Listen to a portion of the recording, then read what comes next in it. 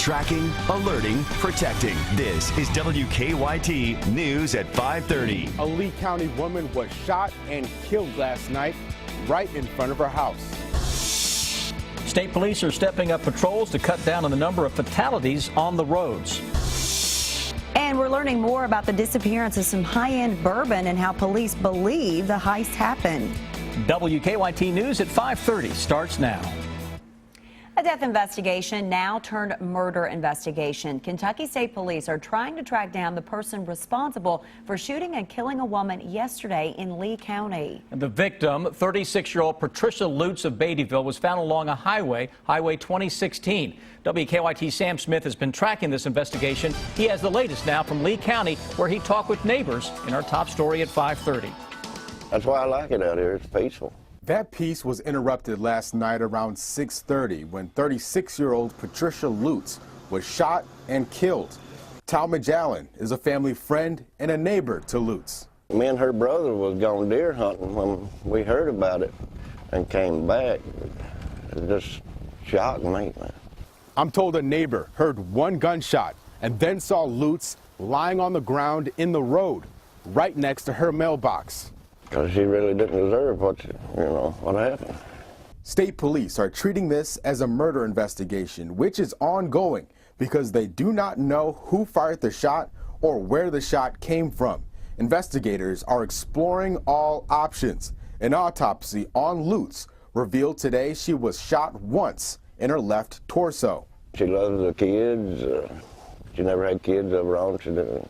But she loved all the kids. Allen says Lutz was a friendly woman, an opinion shared by other neighbors I talked with. They all hope someone answers for her death because they don't feel safe with the shooter still out there. I just hope they catch whoever or whatever, if it's an accident, it's an accident. If it wasn't, I'd like to see them get what they deserve. In Lee County, Sam Smith, WKYT. Porter and Sons Funeral Home in Campton will handle Lutz's funeral. Her visitation is set for Thursday and her funeral on Friday. Moorhead police are searching for a man wanted in connection with a theft. Our county-by-county coverage at 5:30 begins in Rowan County. Police say this man, 31-year-old Jason Allen, is wanted on a couple of charges. Allen is accused of felony theft and falsely reporting a robbery. Police did not say what crime Allen was wanted for. In Madison County, a Richmond man faces a slew of charges tonight. Berea police say they were called to Walmart this weekend to pick up a man who had a warrant out for his arrest. When they caught the man, 29-year-old Brandon Wren, he refused to put his hands behind his back. Once officers arrested Wren, they found 2 plastic bags in his waistband, one with heroin, the other with meth. And in Knox County, state police say they have been patrolling certain roads more as part of a statewide campaign called Finish Strong. Police say for the first time in more than 60 years, the state of Kentucky is on track to finish the year with less than 600 crash fatalities. Police say so far 548 people have died in crashes in Kentucky this year. We're told that the last time Kentucky had fewer than 600 traffic deaths was 1949, but their goal is not to have any more this year. We'd rather hand out citations than to go to a residence and give a death notification to a family.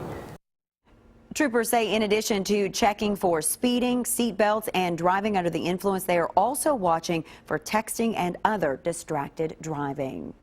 At the end of these great fall temperatures is here. That cold air we've been telling you about for over a week is heading this way. WKYT Chief Meteorologist Chris Bailey is tracking the big drop in temperatures, right, Chris? Yeah, that drop is just about on top of the Lexington Metro as of right now, Sam, and that's going to roll its way on toward the east. It is a very impressive temperature swing that we're seeing. Here's where the cold front is currently located. You can really pick that up just based on the colors of our temperature map. We go from the upper 60s into eastern Kentucky toward the upper 50s and low 60s. Now the 40s are showing up as close by as Fort Knox, and just To the west of that by 75 miles or so, it's in the 30s, and that is a big-time drop heading into Frankfort over the next hour and change. Rain beginning to pick up a little bit, too.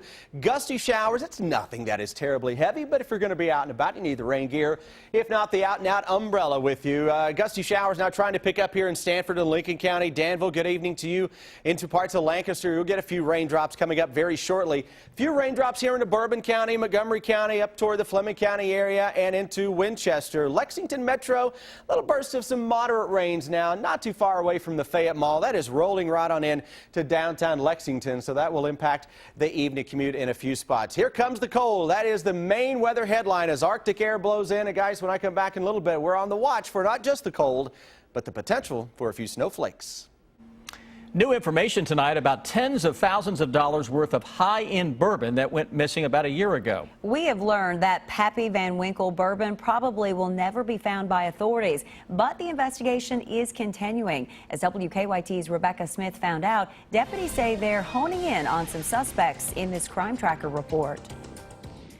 Buffalo Trace. It's the bourbon here that disappeared without a trace. 65 cases of 20-year-old Pappy Van Winkle that captured international attention last fall.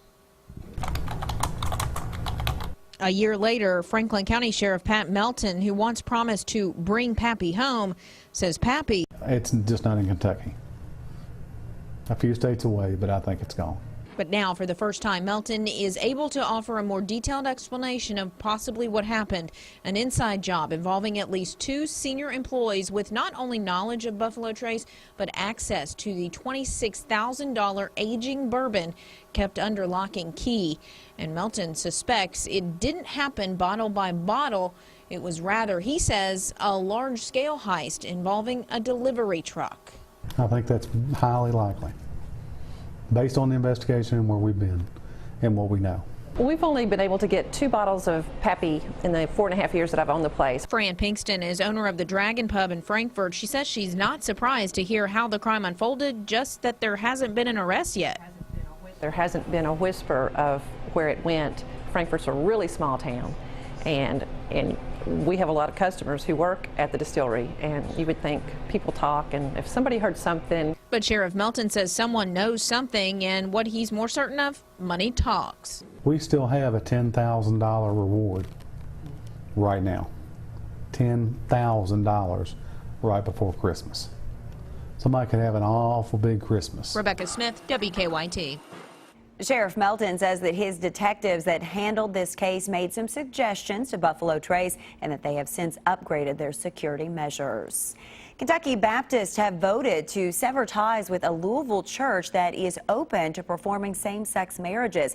Baptist leaders from around the state gathered today in Bowling Green for the Kentucky Baptist Convention's annual meeting. They voted overwhelmingly to end their long-standing relationship with Crescent Hill Baptist Church. The church's pastor says the church is also open to ordaining gay, lesbian, transgender, and bisexual members. We continue to get questions from our viewers about a popular scam involving calls to your phone. Teresa from Corbin has our good question tonight. For 2 to 3 months now, at least once a week, my phone will ring. My caller ID gives our name and our home phone number. Can you guys at WKYT tell me if this is one of the many scams going around, because it is freaking me out? Thanks for your help, guys. Well, Teresa, don't freak out. Con artists have been using computer technology they can use to spoof or disguise what number they're calling from so that a targeted victim might be more likely to answer the call. The latest twist involves the scammer using your own name and your number on the caller ID. Now, here's the problem. The scammers know you cannot block future calls from that number because it's your own number. Scammers are using spoofing to make it look like they're calling from another place to make their calls seem more believable. So, for example, they use a 202 area code to make you think they're in Washington, D.C. when they're trying to fool you into thinking that they are with the IRS or Medicare or some other government agency in an effort to get information and money out of you. Now, Heather Clary, the BBB, advises people not to answer the phone if your name and number come up on that caller ID. If you answer the phone, no matter what number it comes from, and it's one of those automated calls, don't press any buttons, just hang up. If you have a good question, go to WKYT.com. Late Monday Grammy-winning musician Sarah McLachlan announced the second half of her Shine On tour. Yeah, and that 24-day tour includes a stop right here in Kentucky. The tour will kick off in February in Texas. She'll be in Louisville on March 9th at the Louisville Palace Theater. Tickets will go on sale November 14th. The tour will wrap up in Memphis.